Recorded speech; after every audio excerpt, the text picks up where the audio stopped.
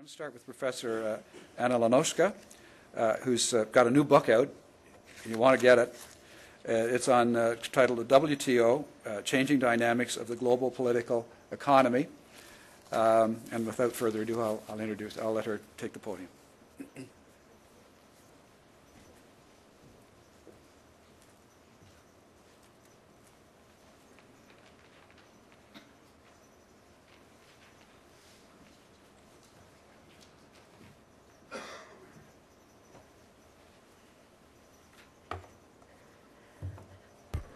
Thank you, Mike, for a very interesting introduction. Really capture the overall theme of this panel very well. And thank you for inviting me here. I begin this presentation with a set of questions that I start asking myself when first approach my book project. Number one, who are the influential actors on the global stage of the energy market? Number two, what does it mean to be an influential actor on the energy market? Number three, are there regulations that apply to the international trade and investment in energy sector? And number four, is the exploration of oil and oil-related resources still primary domestically regulated? Well, given the time constraints here, because we could talk all night about these questions, I have to say that I'll be very brief answering questions 3 and 4. No, there are no international regulations guiding or even providing a framework for regulating international trade and investment in energy sector, which is quite surprising, because we have very robust international trade rules, but none of them deal with energy. And is exploration of oil-related resources still primarily domestically regulated? Yes, very much. And that really poses also additional set of questions I'm going to address. Number 2. Remember the question number 2, what it means to be influential. We talk here about economics, and we talk about North America getting a foothold in the energy market. But one question missed in that presentation is who really owns some of these resources, and what do we mean when we're talking about development of resources in North America. Increasingly, North America is opening itself to the global markets, and it means inviting foreign companies to be a very influential actors on this stage. Reflecting on the new changing geopolitics of energy, the Financial Times on March 11, 2007, identified so-called new 7 sisters as the most influential, but mainly state-owned national oil companies who are playing increasingly prominent role in energy sector. It was in the order of importance. Number 1, Saudi Arabia's Aramco, Gazprom, Russia, CNPC, China National Petroleum Corporation, and NIOC, Iran, PDVSA, Venezuela, Petrobras, Brazil, Petronas, Malaysia. Why new 7 sisters? I have to give you a very brief historical overview. Let's jump back to the history, the end of 19th century, when oil industry is dominated by Mr. Rockefeller. He was the first major player in the energy market. He discovered importance of oil for the car industry. And not only he monopolized that sector in the United States, but he also started buying of other companies. Why this is important? Because first ever antitrust laws ever enacted, the so-called Sherman Act of 1890, was precisely enacted to dismantle Mr. Rockefeller's empire, to dismantle that kind of monopoly that at that time existed in the oil industry. When these companies were finally created as a result of the breakout, when the antitrust laws were used for the first time, they created the so-called Seven Sisters. The idea was to exactly invest in market forces, to stay away from the monopolistic type of behavior which invites the collusion, and ensure that the market forces will be the ones that guide exploration, production, and distribution of oil. Wonderful, noble idea. The point of this presentation is that what's worrisome, what is happening now in the global economy, and I think this is what so far has been missed in many of this discussion, is the emergence of the new actors who might not necessarily play by the market rules and who are playing a very important role in this sector. So we have these new Seven Sisters. But this still doesn't tell us much what's going on with these companies. And the article, to be honest, is a little dated. I don't necessarily like that distinction because it's quite crude. So I refer to the page by EAI, US Energy Information Administration, which is very useful in actually examining these companies and how they operate. And they use the standard division to examine all the companies that exist in the energy sector in the world. So first of all, the first division, international oil company.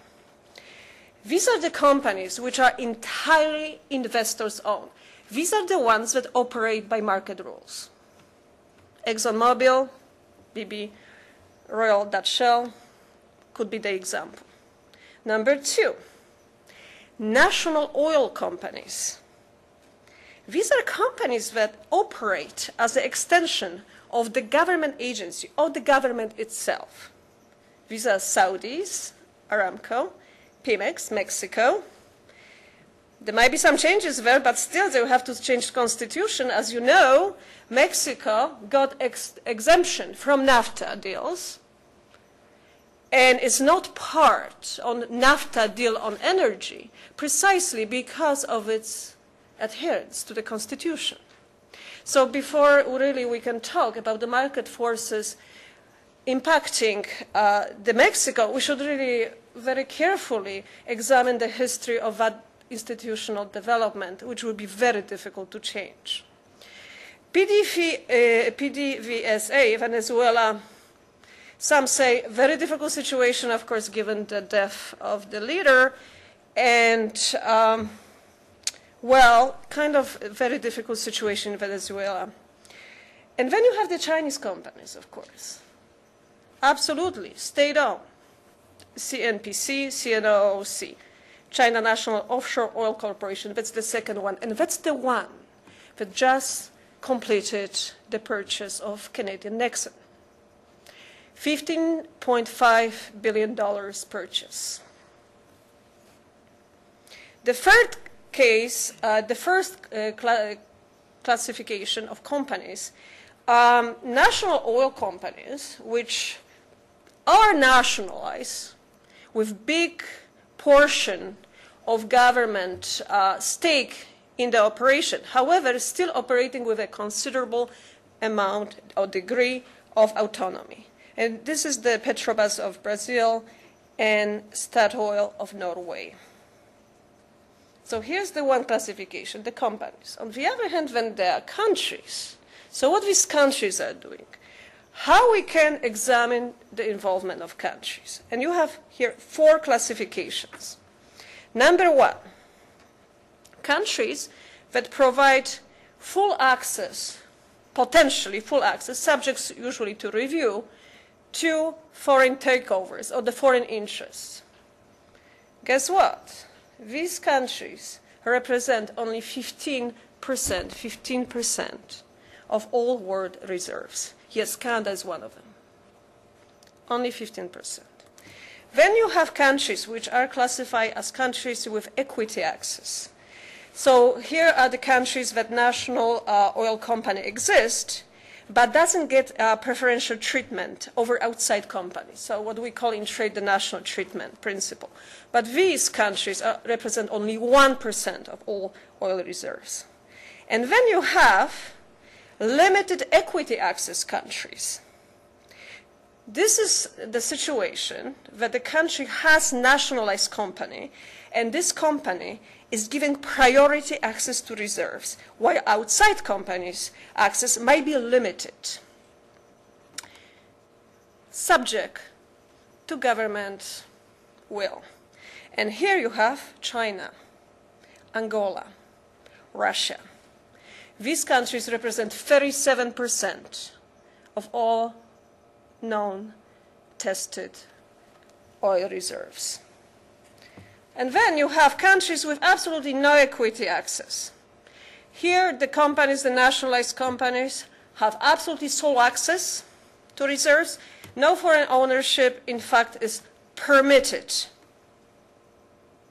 Examples include Iran, Iraq, and Saudi Arabia. And guess what? These countries represent 47%. 47% of oil reserves. So what does it mean in Canada in this context? Of course, since Canada is one of the countries, as we call it, with full access, it makes perfectly sense that we will invite foreign competition, because we'd like to operate by market principles. And we hope that everybody else will also operate based on market principles. But then this is a problem, potential problem. Let me give you a few things. Indeed, and this was mentioned before, some facts on oil sands. Indeed, the Canadian Association of Petroleum Producers predicts that oil sands output will essentially double from 1.4 barrels a day in billions in 2011 to 3.1 in 2020. Historically, that was mentioned before, Canada is the single largest exporter of oil to the U.S. We export more to the U.S. of oil than Saudi Arabia does. In 2011, it was 24% of oil imports. Indeed, EAI just mentioned yesterday, I think it was all over newspapers, that for the first time since the 90s, and you've seen that on the graphs, United States actually is expected to produce more than it imports. Wonderful, thanks to some of the developments, especially with new technologies. Fantastic. So what's the problem? Last year, CNOOC, Canadian, China, Chinese, very famous Chinese oil company, CNOOC, I hope I don't have to say the whole thing, purchased Nexen. It was a hotly debated deal for over $15 billion. It was a little surprising because the same company only a few years before attempted to buy United States Unicol. That was the deal from 2005. That deal was rejected based on security reasons. Many experts say that the times were quite different. The reason the deal was rejected at the time because there was not enough PR campaign, and simply the appetite for oil and security concerns were at all-time high. So the United States was simply worried. But let's not forget 2008 financial crisis. We have to put all these issues with respect to energy security in the context of global economy. United States is struggling with trade deficit, and you name it, all kinds of deficits. The level of debt is at all-time high at the state level and at the federal level. You know what's going, of course, on in Washington. This means that many companies, especially the ones in the exploration business, simply are quite weakened. And because of that, and it was mentioned before, the technology, I think Mike mentioned that, the technology required for full development of tar sands requires enormous investment that these US firms simply don't have. So here we go on the shopping spree, China says, and rightly so. China is a very smart country. It targets these companies at a very good time when they're really vulnerable. You might want to know that since 2009, only since 2009, and this is only beginning of 2013, Chinese companies spent $92 billion, $92 billion on shopping spree for oil and gas related so-called assets. Just last week, another Chinese company, Sinopec, purchased a major stake in Chesapeake, I probably mispronounced this, energy. It's a firm dealing primarily with new technologies, and it's based in Oklahoma. And according to Financial Times, this deal gave Beijing-based company drilling rights to a field twice the size of New York City for less than 1/3 of the estimated value of its asset. So not only that we're selling a lot to these companies, which are primarily state-owned,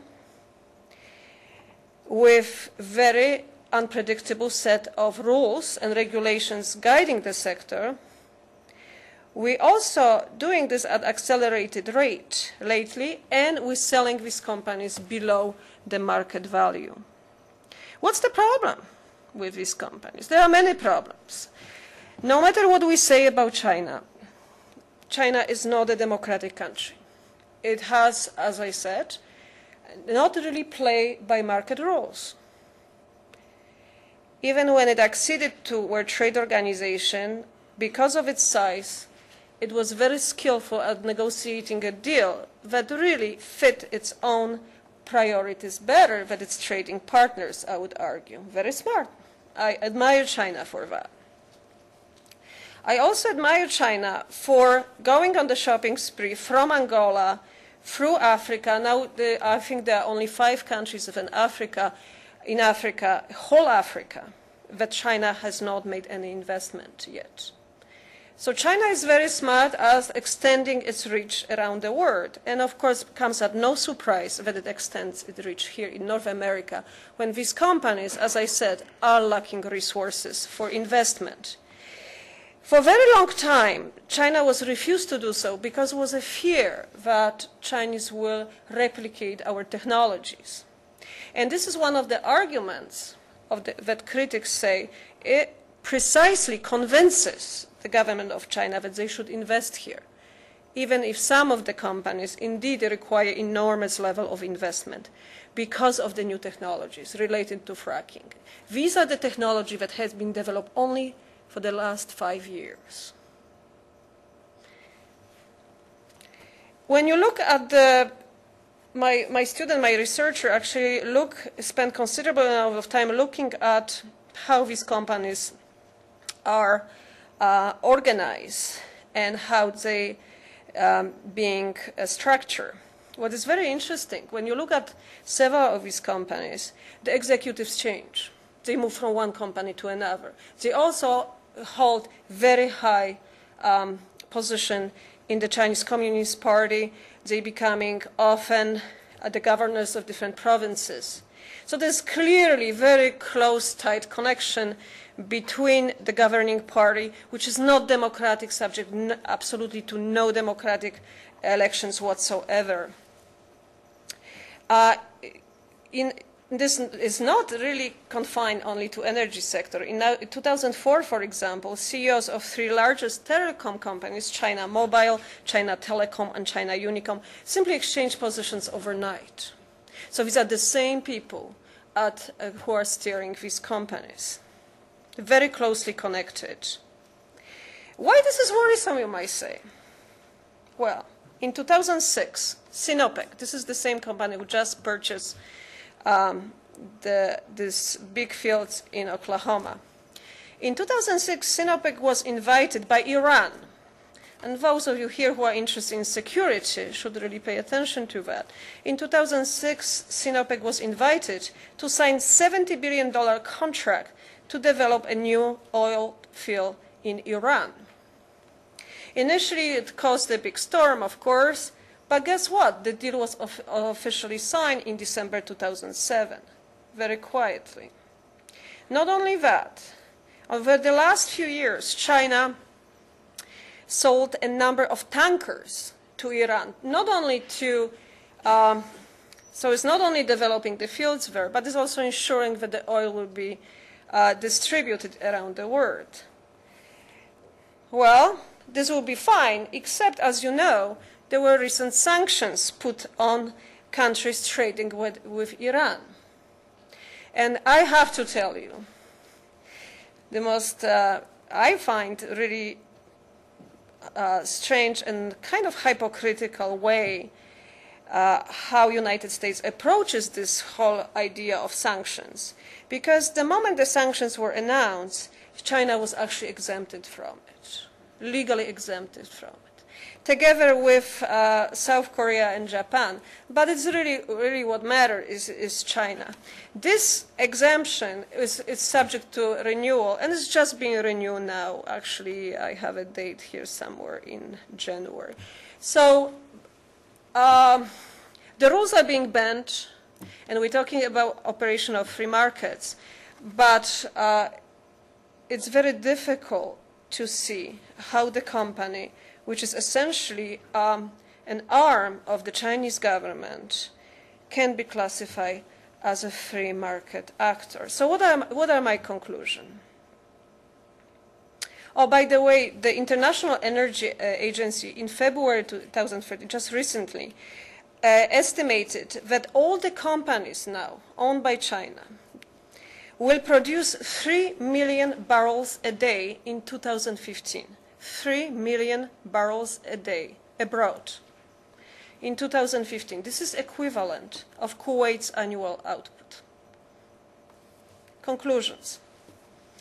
Energy market is highly complex, unpredictable, since there are no international rules that regulate or guide the trade and investment in this sector.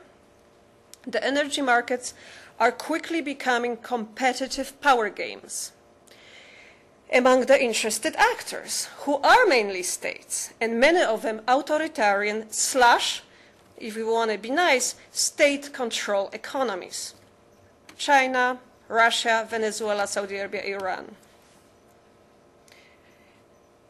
Number two, these power games give advantage to those states who have reserves and liquidity to purchase many assets at the bottom price. And of course, sorry to pick up on China, but China, since it embarked on the shopping spree, clearly has money, and we know China does have money. Number three, we are saying, and I heard that argument often, well, we were worried about Japan before when Japanese were coming with cars. And I just can't believe it that somebody can draw such a comparison. Japanese economy is completely different. Japan is a completely different country. Japan isn't a democratic country with very clear set of predictable rules.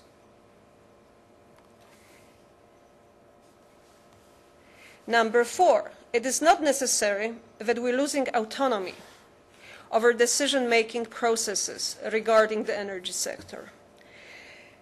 I think most importantly, we might be using a comparative advantage when it comes to technology that is being developed in this sector, and we're also empowering the government of China.